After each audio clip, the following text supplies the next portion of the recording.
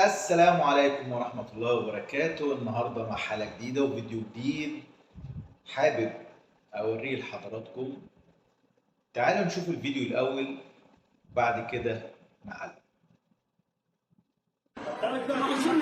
منشور نفسي انا ببيع بيتي زي ما انا عايز، ليك تشتري بيتي اهلا وسهلا. ما انتش لا بمزاجي، لا بمزاجي، لا بمزاجي زي ما انا عايز، مش بمزاجك يا نون، لا بمزاجي زي ما انا عايز. ده بيتي، ده بيتي، ده بيتي وانا حر فيه. عايزه تشتري قدام الشارع كله انا تحت امرك. مش عايزه تشتري، مش عايزه تشتري. وريني دكر يخش له، دكر امه جابته في الوحال ولا غير الوحال يخش له دكر. عارفه ولا مش عارف؟ الكلام ده معروف. دكر منشور نفسي انا ببيع بيتي زي ما انا عايز، ليك تشتري بيتي اهلا وسهلا. ما انتش لا بمزاجي، لا بمزاجي، لا بمزاجي زي ما انا عايز، مش بمزاجك يا نون، لا بمزاجي زي ما انا عايز. ده بيتي، ده بيتي، ده بيتي وانا حر فيه. عايزه تشتري قدام الشارع كله انا تحت امرك. مش عايزه تشتري، مش عايزه تشتري. وريني دكر يخش له، دكر امه جابته في الوحال ولا غير الوحال يخش له دكر. عارفه ولا مش عارف؟ الكلام ده طيب، بعد ما شفنا الفيديو وسمعنا، أنا مستغرب طبعا من الكنترول اللي عنده الشاب أو الراجل صاحب البيت. يعني ما شاء الله عليه، عنده هدوء ورزانة كده وحكمة. طبعا عشان هو اللي بيصور الفيديو. لكن الغريب، انا قعدت اعيد في الفيديو ده اكتر من مره وقعدت احاول استوعب هي الست دي بتعمل كده ليه. هل هو مثلا ده كان بيت عيله والبيتين مثلا لازقين في بعض، وهي محتاجه ان هي تاخد البيت ده، فعايزه تشتريه باي طريقه فبتعمل كده. آه، طبعا انا اتعرضت للموقف ده زمان، أو والدي بمعنى أدق تعرض للموقف ده من أخوه. آه، كان كان لهم بيتين جنب بعض، أبويا وعمي جنب بعض، وأبويا عرض البيت على عمي ده إن هو يشتريه. طبعا قال له ماشي هشتريه، بس قعد بقى يفطس في البيت وبتاع ومش عايز ياخده زي ما السعر في وقتها يعني. فأبويا كان مزنوق ومحتاج فلوس، فقال له خلاص ماشي خد البيت. ووافق على الرقم اللي هو حاطه وقتها، عم اقل من سعر اللي اتفصل بيه البيت.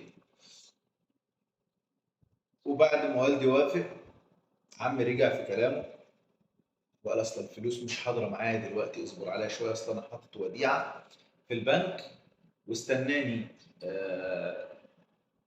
لما افك الوديعه. فابويا طبعا كان في الوقت ده بيجهز اختي الكبيره. فطبعا كان محتاج، عشان كان في الوقت الفرح كان اتحدد وكان لازم في شوية حاجات في الجهاز بتاع أختي كان لازم يخلصها. فالمهم إن هو كان مضطر إن هو يبيع البيت. فكلمه مرة واثنين وثلاثة مفيش. فالمهم جه مشتري للبيت. عمي ده وقف له وقال له البيت أنا اللي هاخده وأعمل وأسوي، وعمل مشاكل مع الراجل المشتري، طفشه. المهم واحد والتاني يجي نفس القصة ونفس الحوار، يطفش يعمل بوليكا وهيصة، وانا اللي هاخد البيت وانا محدش هياخد البيت غيري. فهو وقف حال ابويا، لا عايز يشتري البيت ولا عايز يسيب ابويا يبيع البيت. نفس القصة بتاعت الفيديو ده. طبعا انا كنت نسيت القصة بتاعت البيت عندنا والقصة بتاعت والدي، بس لما شفت الفيديو ده استعدت الذاكرة وافتكرت الموقف ده لاني كنت لسه صغير. طيب نرجع للفيديو. الست الست بتتكلم بكل يعني ثقة، وكل ان انا يعني ايه، مفيش حد هيقدر عليا، مفيش حد هيجي يشتري البيت. طبعا فتحة صدر، وهي يعني لو في حد عارف قصة البيت أو محتاج البيت وحب يدخل يشتري هيشتريه يعني غصب عن أي حد، بس أغلبية الناس ما بتحبش تدخل في شراء بيت أو شقة أو عقار يعني أو أرض عليها نزاعات أو مشاكل أو خلافات، بيشتري دماغه. أنا عايز أشتري بيت أقعد فيه حياة هادية واستقرار، لكن مش هروح أجيب لنفس المشاكل يعني.